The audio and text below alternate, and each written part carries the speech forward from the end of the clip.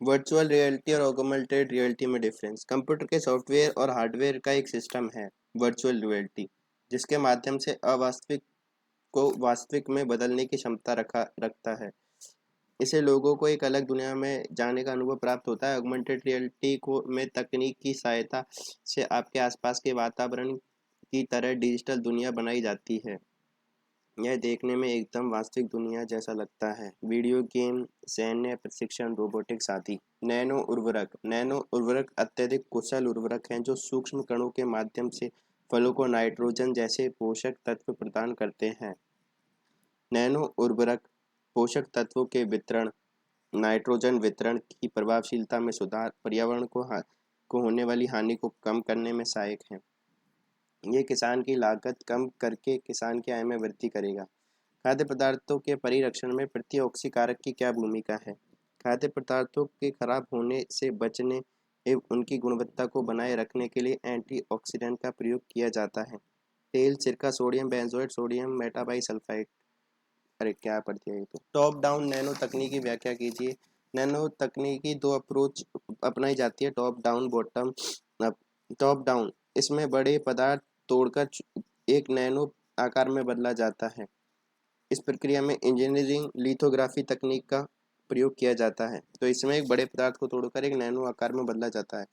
फिर one web India 2 mission. One web India 2 mission के अंतर्गत अंतरिक्ष अनुसंधान इसरो की वाणिज्यिक शाखा एनएसआईएल ने LUM-3 प्रक्षेपण रॉकेट से वनवेब के 36 उपग्रह को निम्न भूकक्षा में स्थापित किया। वनवेब एक वैश्विक संचार नेटवर्क है जिसका उद्देश्य दुनिया भर में ब्रॉडबैंड उपग्रह प्रदान करना है। शेप शेप चंद्रयान-3 का सक्रिय पेलोड है। इस पेलोड का नाम spectropolarimetry of habitable planet earth है। इसका इस्तेमाल दूसरे एक्सोप्लैनेट पर जीवन के रहस्यों को खोजने में किया जाना है। आदित्य L1 इसरो द्वारा PSLV 57 प्रशिक्षण यान द्वारा का उपयोग करके प्रशिक्षित भारत का पहला सौर मिशन प्रक्षेपित भारत का पहला सौर मिशन है। इसे पृथ्वी से 1.5 मिलियन किलोमीटर की दूरी पर सूर्य और पृथ्वी के बीच लैग्रेंजियन बिंदु L1 पर स्थापित किया जाएगा। इसे 2 सितंबर 2023 को प्रक्षेपित किया गया था। आरकेट क्या है? Rajiv Gandhi centre of excellence technology है।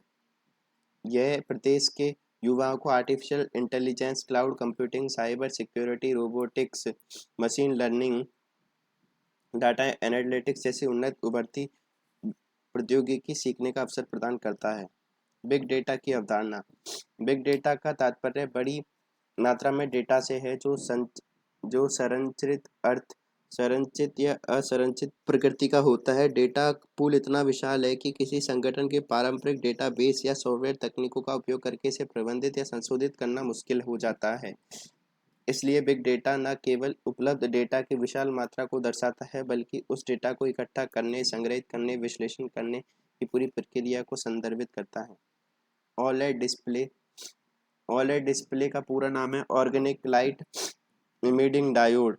ओलेड डिस्प्ले LED या प्लाज्मा की तुलना में अधिक चमकदार, अधिक कुशल, पतली तथा कॉन्ट्रास्ट वाली होती है। ओलेड दो इलेक्ट्रोड के बीच कार्बनिक पदार्थ की पतली फिल्म परत रखकर बनाए जाते हैं। डॉक्टर जगदीश चंद्र बसु के द्वारा कौन कौन से आविष्कार किए गए? JC बोस ने रेडियो एवं सूक्ष्म तरंगों पर कार्य किया। वे ऐसे पहले वैज्ञानिक थे जिन्हें अमेरिकन पेटेंट प्राप्त किया। इन्होंने बिना तार के संकेत भेजने के लिए अर्धचालकों का प्रयोग किया।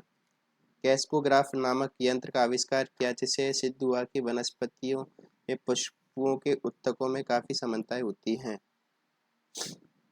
Hardy Ramanujan number.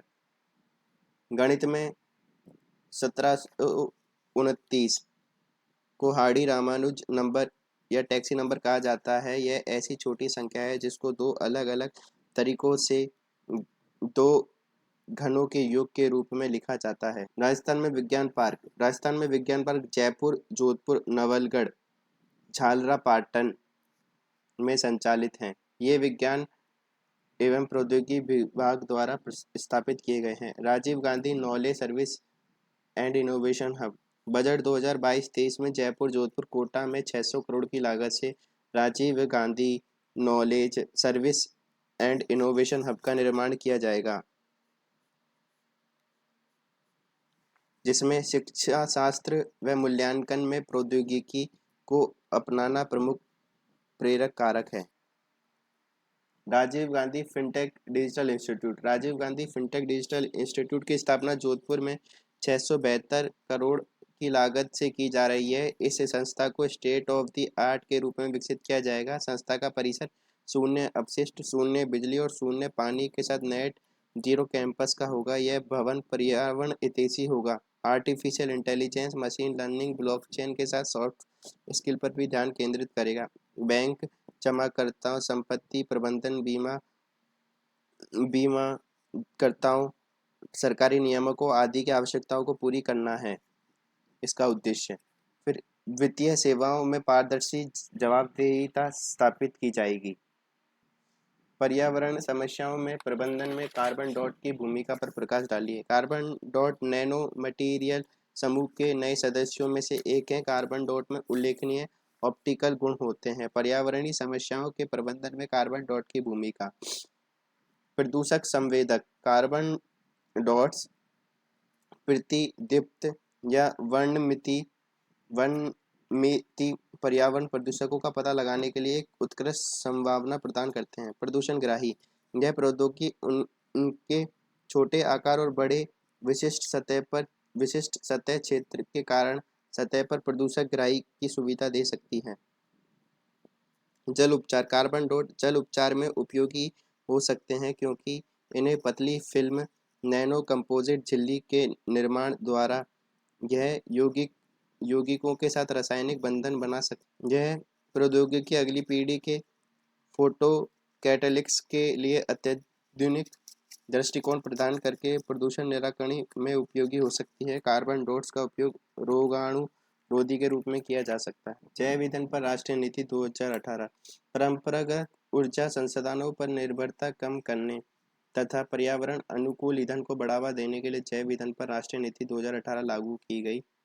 इस नीति के द्वारा गन्ने का रस, चीनी युक्त सामग्री, स्टार्च युक्त सामग्री तथा क्षतिग्रस्त अनाज जैसे गेहूं, टूटे चावल, सड़े हुए आलू का उपयोग करके एथेनॉल उत्पादन और कच्चे माल के दायरे का विस्तार किया गया। नीति में जैव ईंधनों को आधारभूत जैव ईंधन यानी पहली पीढ़ी आईजी के बायोएथेनॉल और बायोडीजल तथा विकसित जैव ईंधन यानी दूसरी पीढ़ी के एथेनॉल निगम के ठोस कचरे से लेकर ड्रॉप इन ईंधन तीसरी पीढ़ी के जैव ईंधन बायो सीएनजी आदि के रूप में श्रेणीबद्ध किया गया है। इस नीति में राष्ट्रीय जैव ईंधन समन्वय समिति की मंजूरी से एथेनॉल उत्पादन के लिए अधिशेष अनाज के इस्तेमाल की अनुमति दी गई है। इस नीति में 2G एथेनॉल जैव रिफाइनरी को आईजी जैव ईंधन की तुलना में अतिरिक्त कर प्रोत्साहन उच्च खरीद मूल्य का प्रावधान किया गया है। एआई के क्षेत्र में भारत को ग्लोबल लीडर बनाने के लिए मेगा प्लान इंडिया एआई क्या है? आर्टिफिशियल इंटेलिजेंस एआई के क्षेत्र में ग्लोबल लीडर बनाने के लिए भारत ने एक मेगा प्लान तैयार किया है जिसे इंडिया एआई कहा गया है। इसमें 7 विशेषज्ञों का समूह बनाया गया है। समूह ने अपनी रिपोर्ट केंद्र सरकार को सौंप दी है। इसमें निम्न बातें कही हैं। भारत को अगले 2 साल में एआई की मदद से जीडीपी में 40 लाख करोड़ का योगदान प्राप्त करना। 2035 तक 80 लाख करोड़ का आंकड़ा होगा। ये समूह ने 5 साल में 775 AI startup, 3 AI centre of excellence and 24,500 graphic processing unit बनाने का सुझाव दिया है। एआई आधारित चिप बनाई जाएगी जिसे सरकार पीपीपी मॉडल पर तैयार करेगी और दुनिया का सबसे बड़ा गैर व्यक्तिगत डेटा संग्रह प्लेटफॉर्म बनाने का सुझाव भी दिया गया है। लूना 25 और चंद्रयान 3 मिशन का अंतर्गत उजागर कीजिए। रूसी अंतरिक्ष एजेंसी रोसकोसमोस द्वारा लूना 25 चंद्रमा पर भेजा गया, जबकि भारतीय अंतरिक्ष एजेंसी द्वारा चंद्रयान 3 भारत का तीसरा चंद्रयान मिशन है। सॉफ्ट लैंडिंग का दूसरा प्रयास है। चंद्रयान 3 में एक रोवर है जो 500 मीटर तक चलने में सक्षम है। चंद्र रात के दौरान हीटिंग की कमी के कारण चंद्रयान 3 को एक चंद्र दिवस के लिए बनाया गया है। चंद्रमा पर मिट्टी के साथ साथ पानी, बर्फ का अध्ययन करने वाले वैज्ञानिक उपकरण शामिल हैं। चंद्रयान-3 दक्षिणी ध्रुव पर सॉफ्ट लैंडिंग में सफल हुआ। लूना 25 47 वर्षों के बाद रूसी चंद्र अन्वेषण में वापसी। रूस की चंद्र अन्वेषण में वापसी। पेलोड इसका हल्का था, इसमें रोवर का अभाव था। लूना 25 को 1 साल के लिए डिजाइन किया गया था। मिशन का उद्देश्य मिट्टी की संरचना, ध्रुवीय वायुमंडल में धूल कणों का अध्ययन और सतह पर पानी का पता लगाना था। लूना 25 क्रैश होकर गिरने के कारण एक असफल मिशन साबित हुआ। S-400 ट्रायम्फ मिसाइल सिस्टम क्या है और भारत ने इसकी खरीद का महत्व स्पष्ट कीजिए। भारत के लिए इसकी खरीद का महत्व स्पष्ट कीजिए। S-400 ट्रायम्फ रूस द्वारा विकसित सतह से हवा में मार करने वाली एक मिसाइल प्रणाली है जो विमान, drone, cruise missile, ballistic missile जैसी विभिन्न हवाई लक्ष्यों को रोकने तथा नष्ट करने में सक्षम है। इसकी मारक क्षमता 30 किलोमीटर तक की ऊंचाई 400 किलोमीटर तक का इसकी मारक क्षमता 330 किलोमीटर तक की ऊंचाई के साथ 400 किलोमीटर तक है। भारत के लिए महत्व। चीन में पाकिस्तान के खिलाफ अपनी वायु रक्षा क्षमताओं और निवारक क्षमताओं को बढ़ाने में, हिंद महासागर क्षेत्र में बंदरगाह, हवाई अड्डों, बुनियादी ढांचा परियोजनाओं का निर्माण कर रहा चीन उसका सामना करने के लिए भारत के लिए यह अधिग्रहण महत्वपूर्ण है। एशिया में शक्ति संतुलन सुनिश्चित करने में के लिए ये महत्वपूर्ण है।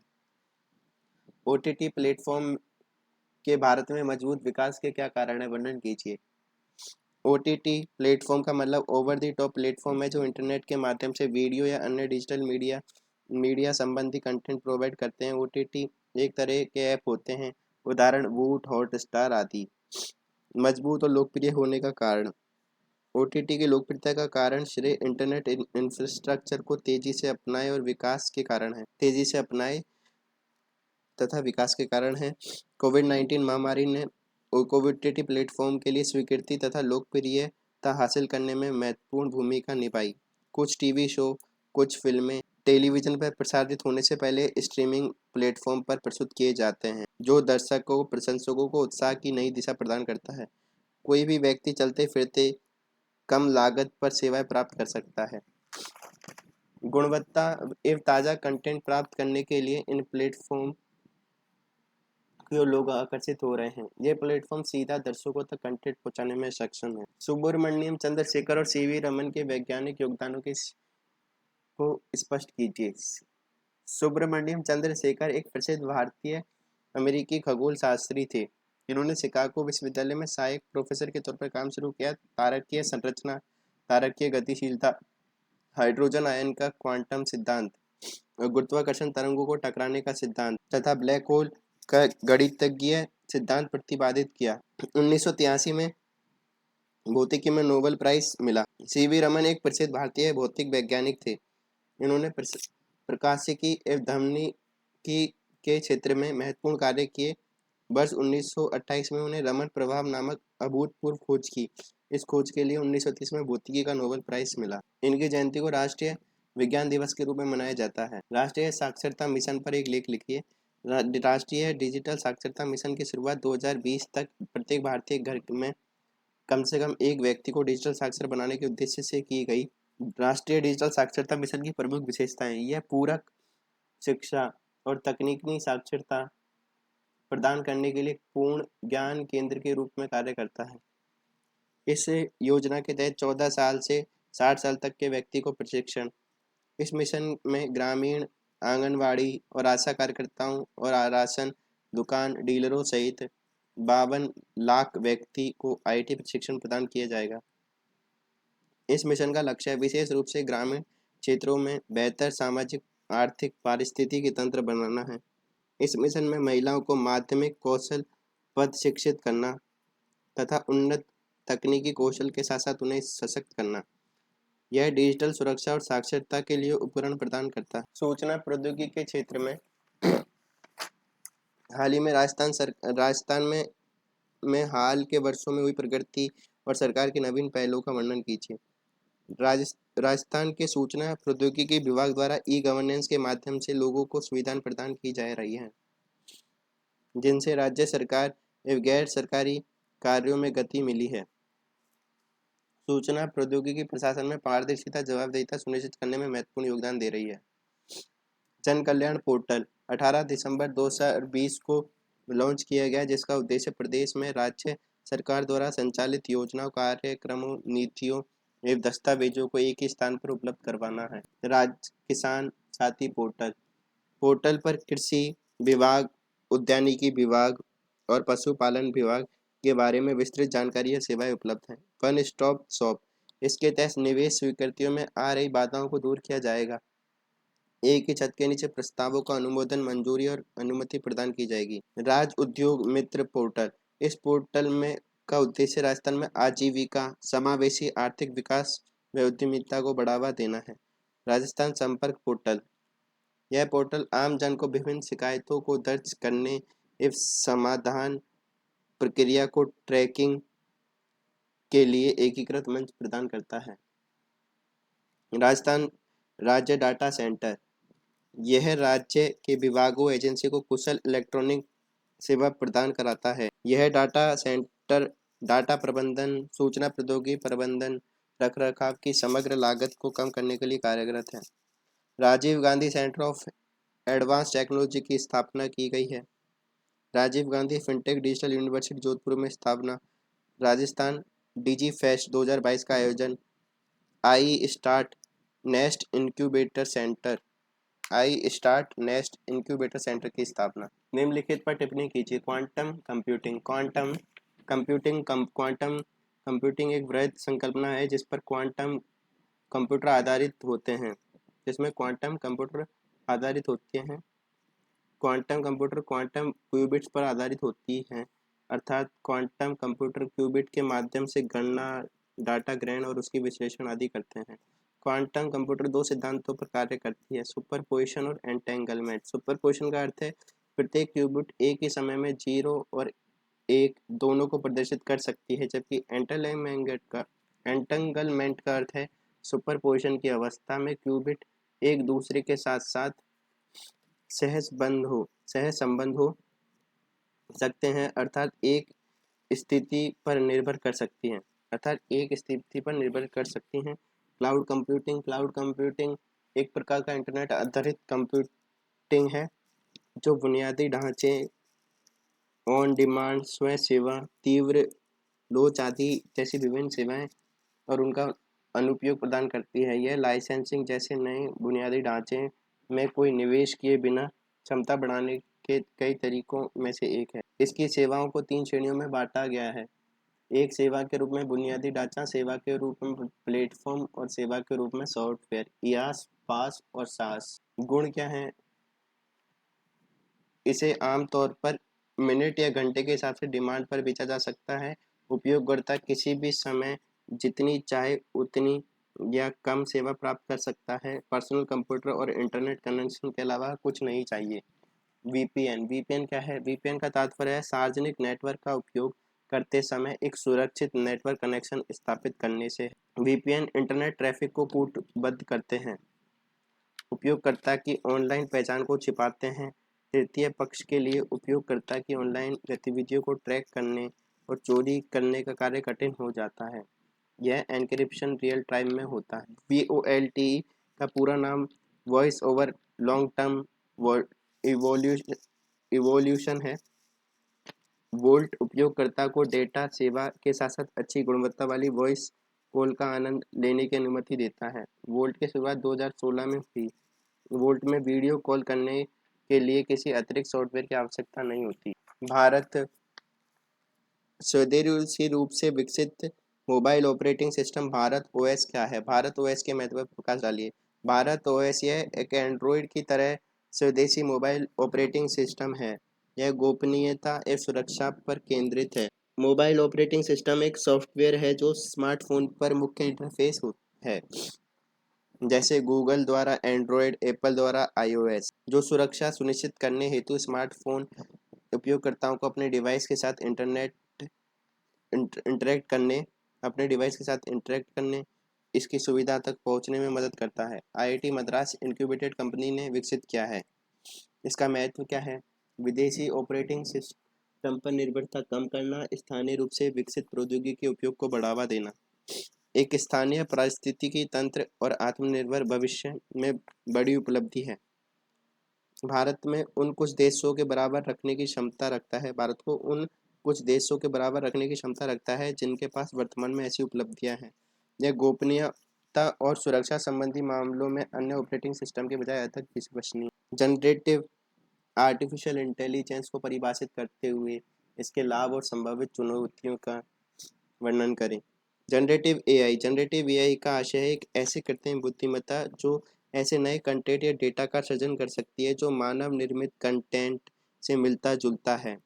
यह बड़ी मात्रा में डेटा सेट में सीखने के क्रम में न्यूरल नेटवर्क का उपयोग करके सीखे गए पैटर्न पर एवं नियमों के आधार पर आउटपुट उत्पन्न करने का कार्य करती है। जनरेटिव एआई के लाभ। Content surgeon. एआई विभिन्न प्रकार के कंटेंट जैसे टेक्स्ट, इमेज, वीडियो सर्जन को सक्षम बनाती है। व्यक्तिकरण। जनरेटिव एआई का उपयोग उपयोगकर्ता की प्राथमिकताओं एवं व्यवहार का विश्लेषण करके उसके अनुरूप अनुशंसाओं, उत्पाद सुझाव और अनुकूलित कंटेंट का निर्माण कर सकती है। रचनात्मक सहायता। जनरेटिव एआई उपकरण का उपयोग कलाकार, डिजाइन लेखकों के विचार सर्जन, नई संभावनाओं को पता लगाने के साथ साथ क्रिएटिव ब्लॉक को दूर करने के में किया जा सकता है। डेटा संवर्धन। मौजूद डेटा सेट के संवर्धन के लिए सिंथेटिक डेटा उत्पन्न किया जा सकता है जिससे मशीन लर्निंग मॉडल के प्रदर्शन को बेहतर बनाने में मदद मिलेगी। समस्या समाधान। इसका अनुप्रयोग समस्या के समाधान में किया जा सकता है जैसे दवा के यौगिक का निर्माण, आपूर्ति श्रृंखला, लॉजिस्टिक अनुकूलन या कुशल डिजाइन तैयार करना। फिर है वर्चुअल कैरेक्टर एंड और agent. Virtual assistant, chatbot, gaming, virtual reality आदि के क्षेत्र में इसका व्यापक अनुप्रयोग हो सकते हैं। जनरेटिव एआई की चुनौतियां। मति भ्रम। ये ऐसी त्रुटियां हैं जिनको एआई द्वारा दोहराया जा सकता है क्योंकि ये उत्तर देने के लिए डेटा प्रशिक्षण पर निर्भर होती हैं। डीप फेक ये सिंथेटिक मीडिया का एक रूप है जिसे जनरेटिव एआई के उपयोग द्वारा इमेज, वीडियो ऑर्डर में हेरफेर करके निर्मित किया जाता है। डेटा गोपनीयता। जनरेटिव एआई मॉडल के तहत उपयोगकर्ताओं के डेटा को उनकी सहमति या जानकारी के बिना एकत्र किया जा सकता है। साइबर सुरक्षा और कॉपीराइट संबंधी मुद्दे।